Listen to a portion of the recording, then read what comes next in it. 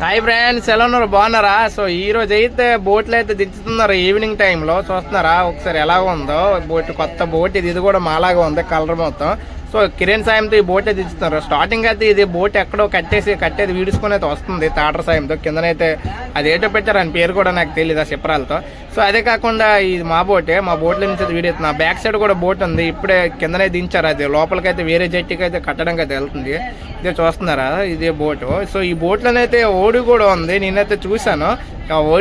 ఓడి కూడా వీడియో అయితే తీసాను. సో మనం పూర్తిగా చూసేద్దాం, ఎందుకంటే ముందు వీడియో చూడాలి కదా పూర్తిగా.